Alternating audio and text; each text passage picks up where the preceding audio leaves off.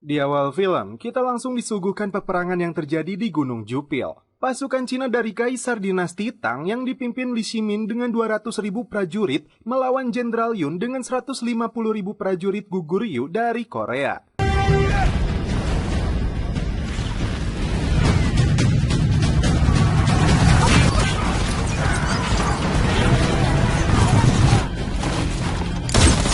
Kamera fokus ke salah seorang prajurit Goguryeo yang bernama Samwol. Pasukan berkuda dari Korea dengan gagah berani memilih menyerang sedangkan Cina melakukan formasi bertahan.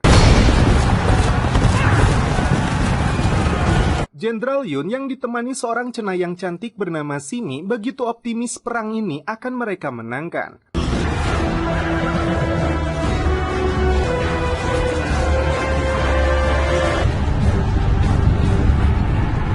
Kaisar Li Shimin begitu tenang, padahal pertahanan mereka mulai goyah akibat serangan Goguryeo. Tidak ada yang menduga dia telah mempersiapkan pasukan kejutan yang disembunyikan di balik bukit. Akibatnya, pasukan Goguryeo kewalahan karena menerima serangan dadakan dari arah belakang. Samwol mulai kelelahan karena begitu banyaknya pasukan musuh yang menyerang mereka.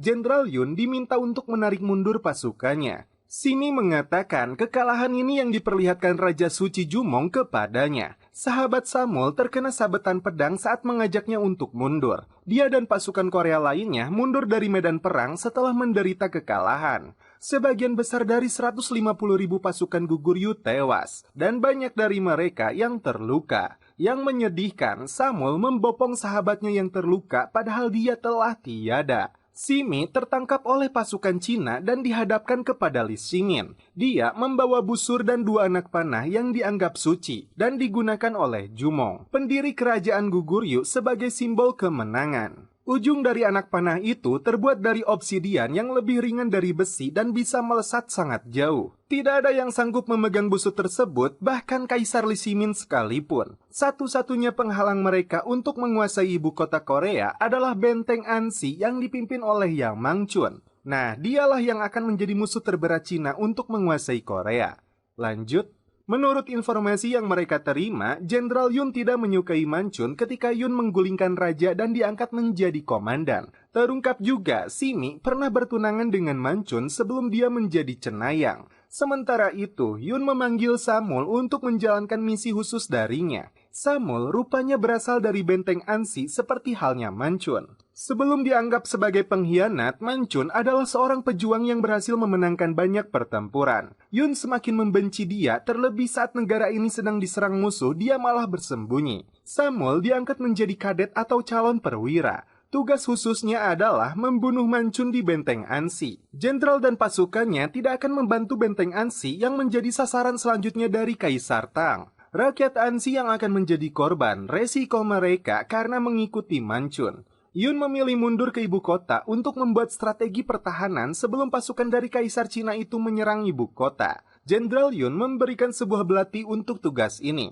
Saat dalam perjalanan, Samwol bertemu dengan 2 prajurit Goguryeo yang meminta ikut bersamanya ke benteng Ansi. Esok hari, Samwol melihat 2 pria sedang membantu gerobak emak-emak yang terjebak di tanah lumpur. Mereka bertiga turun dari kudanya untuk memberi bantuan. Di sini Samwol terkejut, orang yang dia cari yang menguasai benteng Ansi berada di hadapannya. Dia adalah Mangchun, aktor utama dalam film ini yang diperankan oleh Jo In Sung. Pengawalnya yang bernama Chu Soji langsung menggeledah kuda mereka untuk mencegah mata-mata menyusup. Di bawah sadel kuda, Chu tidak menemukan kacang bulu yang digunakan sebagai ransum untuk keadaan darurat. Dan ternyata 2 prajurit yang ikut bersama Samwol adalah mata-mata dan ini hukumannya.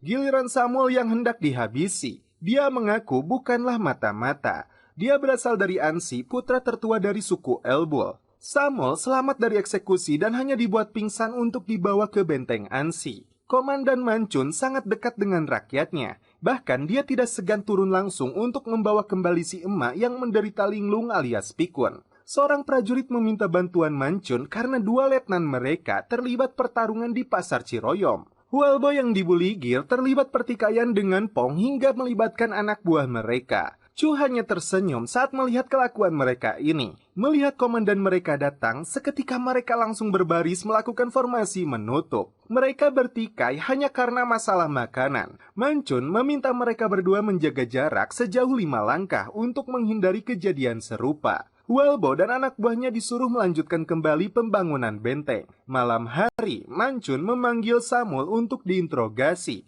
Sebuah panah diarahkan langsung ke wajah Samul untuk mengatakan hal yang sebenarnya. Kenapa dia memilih masuk ke benteng Ansi yang dianggap pengkhianat oleh Jenderal Yun? Samul dengan wajah polosnya mengarang sebuah cerita. Dia dikejar oleh musuh yang mengarah ke lokasi ini. Samul yang berasal dari Ansi terketuk hatinya untuk membantu melawan pasukan Tang yang akan menyerang benteng ini.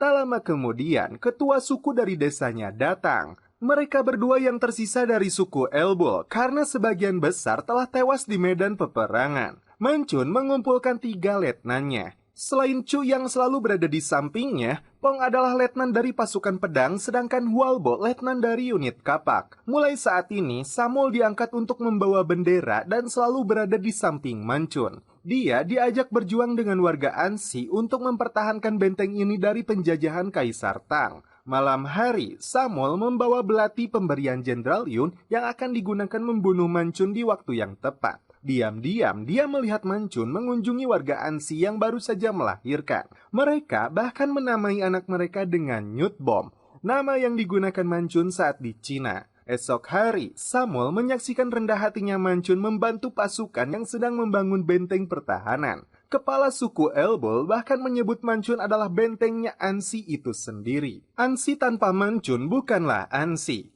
Mancun merasa aneh karena tidak melihat Paso, komandan dari pasukan berkuda. Saat dia datang ke rumahnya, ternyata Paso baru bangun dari tidurnya. Yang mengejutkan, Mancun menemukan adik perempuannya yang bernama Baikha tanpa selai baju. Itu artinya, tadi malam mereka melakukan adegan celepot. Mancun dibuat geram dan ingin melesatkan anak panah, namun Baikha menghalanginya. Tiba-tiba, gendang perang ditabuh. Mancun melihat beberapa pasukan Cina mendekat. Mereka disebut unit pengintaian. Mereka sepertinya tidak sabar ingin segera merebut ibu kota. Saat itu, Mancun mengeluarkan perintah untuk mempersiapkan diri mereka dari serangan musuh.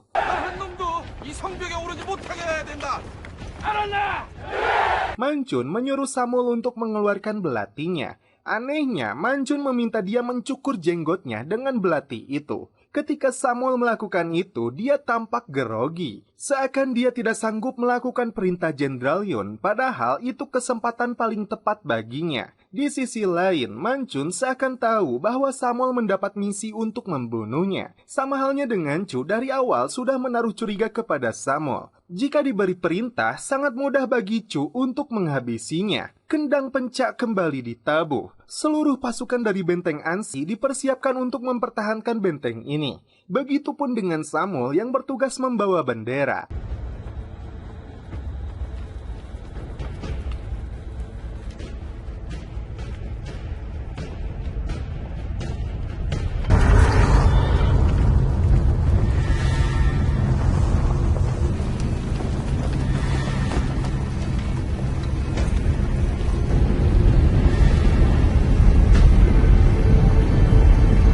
Kaisar Li Shimin memimpin langsung 200.000 pasukannya untuk meruntuhkan benteng Ansi yang dijaga tidak lebih dari 5.000 prajurit. Jumlah yang jelas tidak seimbang. Apakah Mancun berhasil mempertahankan benteng ini? Kita lanjut. Tidak ada kata menyerah, mundur, dan berlutut di hadapan musuh. Mancun mengobarkan semangat pasukannya untuk melindungi rakyat Ansi yang mereka sayangi. Mereka siap berjuang sampai titik darah penghabisan. Berbeda dengan Kaisar Li Shimin yang haus akan kekuasaannya. Dia membebaskan seluruh prajuritnya untuk merampas harta benda milik warga Ansi, menjadikan anak-anak mereka sebagai budak. Yang lebih kejam lagi, mereka diharuskan memperkosa seluruh wanita, termasuk gadis atau janda, yang muda sampai emak-emak. Serangan pertama mereka adalah melemparkan bongkahan batu besar menggunakan ketapel raksasa.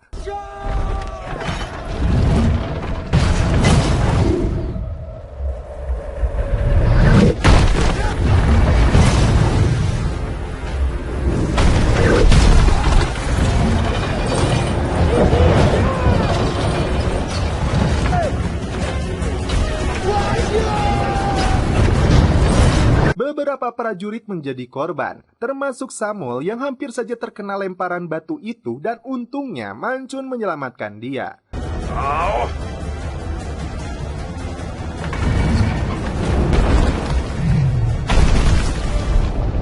Batu-batu itu tidak berhasil menjebol benteng Ansi karena strukturnya yang kokoh. Li Shimin memberi perintah kedua untuk menerjunkan pasukan pemanjat. Serangan itu dijawab Mancun dengan menembakkan ribuan anak panah.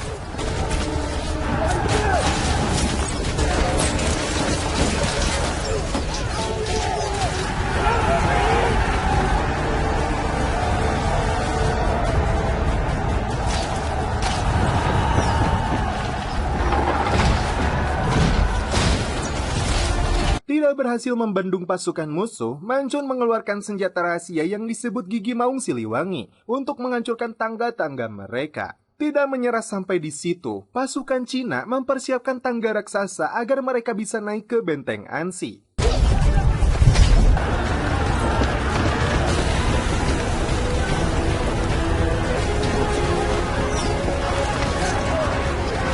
Pasukan berkuda yang dipimpin Paso hanya bisa melihat karena Mancun belum memberinya perintah. Begitupun dengan adiknya Baekha yang masih menunggu. 3 letnan kepercayaan Mancun berjuang habis-habisan untuk menghalau serangan musuh. Kapak maut naga geni milik Walbo sempat bersarang di kepala musuh.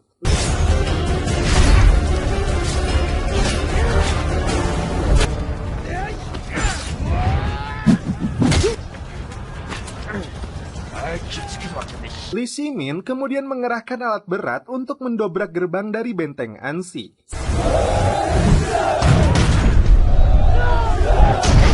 Secara bersamaan, pasukan khusus mereka menyerang dari kedua sisi.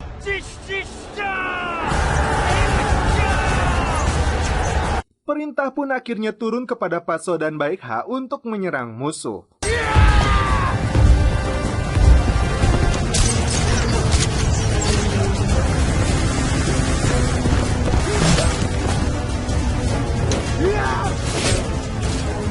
Simi yang dibawa oleh Kaisar Tang hanya bisa melihat dan komat kamit mendoakan kemenangan benteng Ansi yang dipimpin mantan tunangannya. Saat musuh berhasil menjebol gerbang dan menerobos masuk, saat itulah Mancun mengeluarkan jebakan mereka sekaligus formasi penutup yang telah dia rencanakan sebelumnya.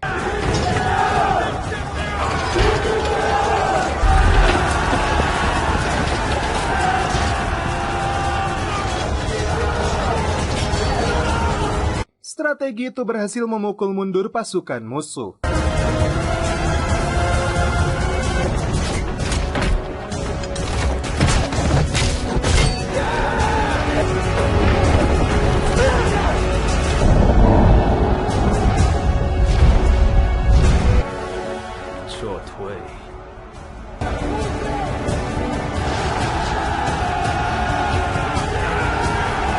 Malam itu, Mancun dan pasukannya bisa menarik nafas, memikirkan strategi selanjutnya untuk menghalau serangan pasukan Li Shimin di esok hari. Samuel bertanya, kenapa Mancun membiarkannya tetap hidup, padahal dia tahu dirinya ditugaskan untuk membunuhnya. Dengan santuinya Mancun menjawab, tidak ada gunanya membunuh Samuel karena mereka pasti mengirimkan pembunuh yang lain.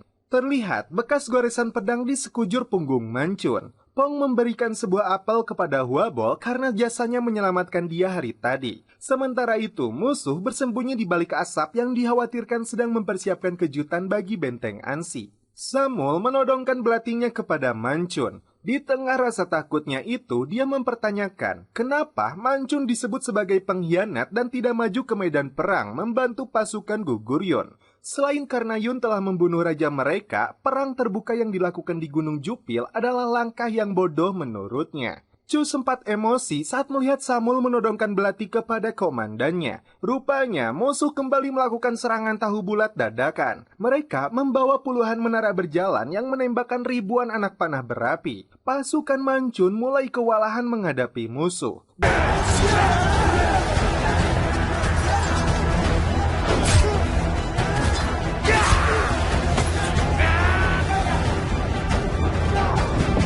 Dia Dia terjun langsung membantu prajuritnya dan mengeluarkan perintah untuk mempersiapkan minyak goreng. 기름주머니를 준비해라! 예! 기름주머니를!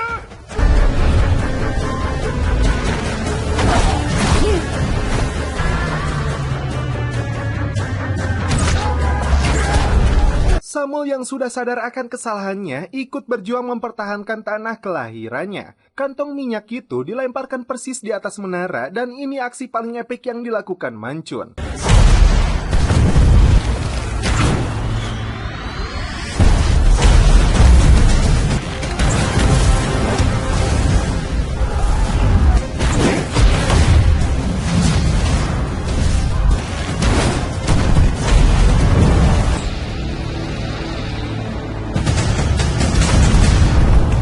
Satu menit beraksi, ribuan prajurit musuh koit di tangannya. Seluruh menara itu hangus terbakar, membuat Kaisar Li Shimin bengong. Dan tiba-tiba sebuah tombak melesat ke bahunya akibat perbuatan si botak. Manchun yang sudah tidak berdaya hampir dieksekusi. Beruntung Samuel datang tepat waktu.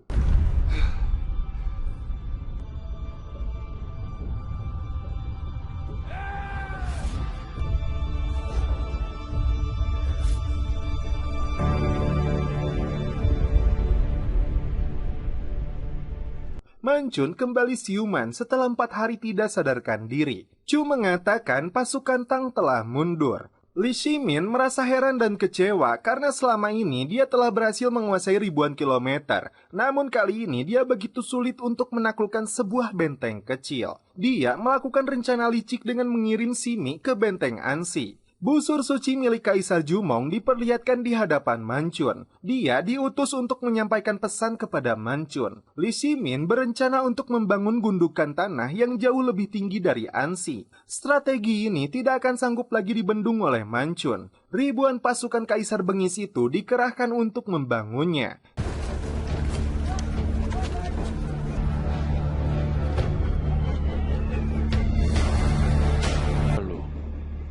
산을 쌓을 모양인데요. Simi meminta Manchun menyerah dan imbalannya Kaisar akan memberikan apapun yang dia mau. Manchun menolak. Dia akan mempertahankan benteng ini yang menjadi simbol kebebasan rakyat.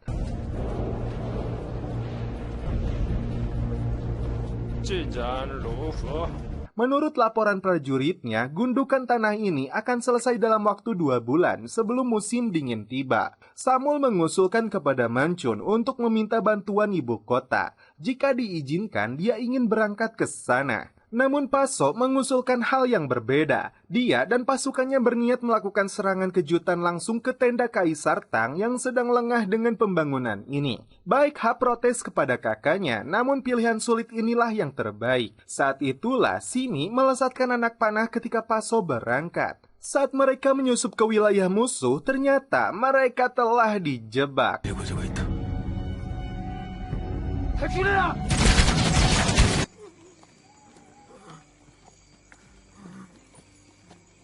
Paso berhasil kembali ke benteng Ansi dengan puluhan anak panah yang bersarang di tubuhnya. Sebelum menghembuskan nafas terakhirnya, dia memberitahu adanya mata-mata yang telah menjebak mereka. Baikha tidak bisa membendung kesedihannya karena orang yang dia cintai pergi untuk selama-lamanya. Saat itu juga, Simi mengaku dialah mata-mata yang mengirim pesan melalui anak panah tentang serangan yang akan dilakukan Paso. Simi meminta Manchun menyerahkan diri demi keselamatan mereka. Manchun dan anak buahnya emosi mendengar pengakuan itu. Saat dia hendak dieksekusi, Samuel mendahului dengan menebas leher Simi dengan belatinya. Esok hari, Manchun dikejutkan dengan kabar adiknya dia seorang diri masuk ke kandang singa.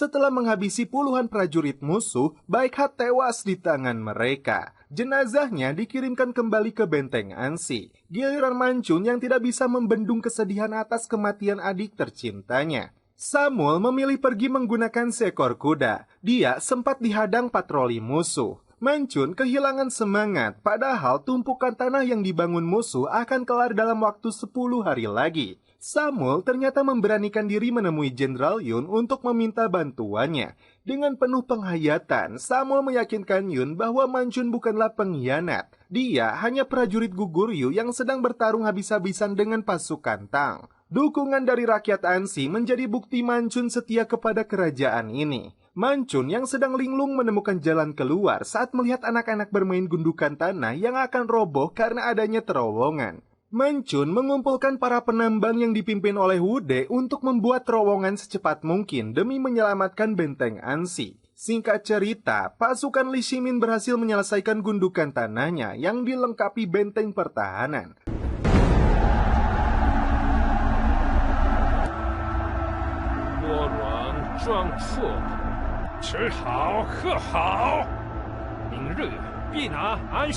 Satu hari sebelum serangan dilakukan, terowongan untuk meruntuhkan benteng musuh itu akan selesai. Pong dan Huabol masih sempatnya membuat lelucon. Jika mereka berakhir di akhirat, jangan lupa untuk ambil jarak 5 langkah. Saat ratusan ribu pasukan musuh siap menyerang,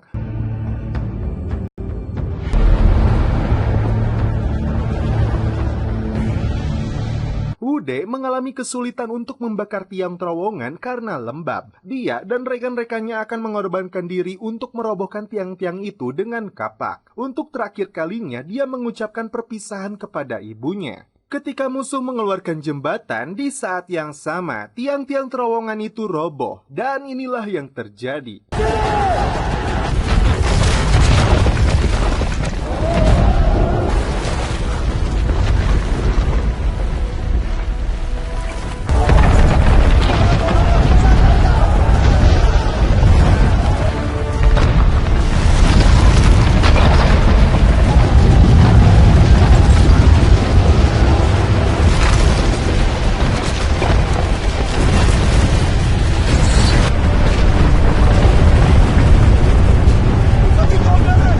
Kaisar Tang langsung bengong, karena gundukan tanah yang dia bangun berbulan-bulan gagal total. Dan saat itulah Mancun memimpin pasukan untuk mengambil alih gundukan tanah milik musuh.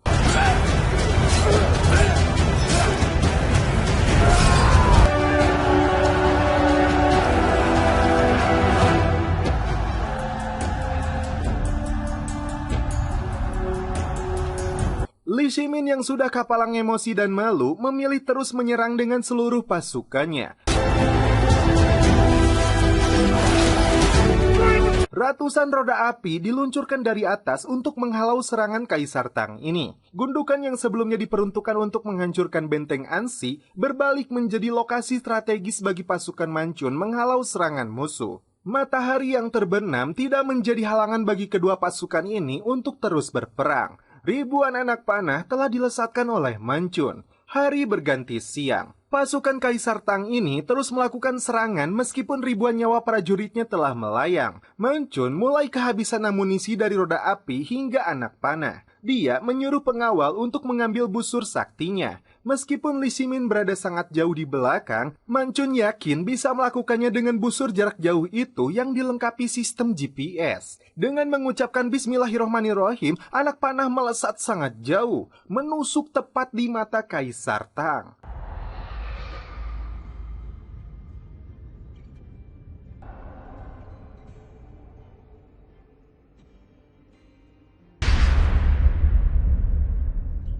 Di saat yang sama, pasukan Guguryu dari ibu kota tiba untuk mengusir mereka.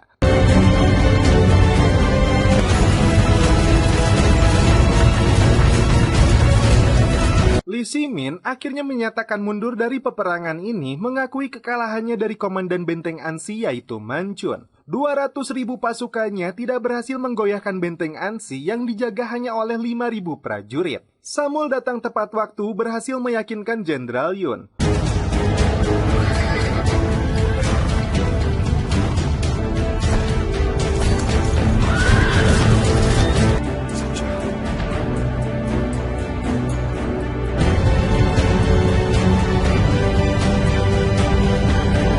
Di akhir film, dikisahkan Kaisar Tang meninggal 3 tahun kemudian akibat luka di matanya itu. Dan tidak ada yang berani menyerang Goguryeo lagi. Dan setelah itu film pun berakhir.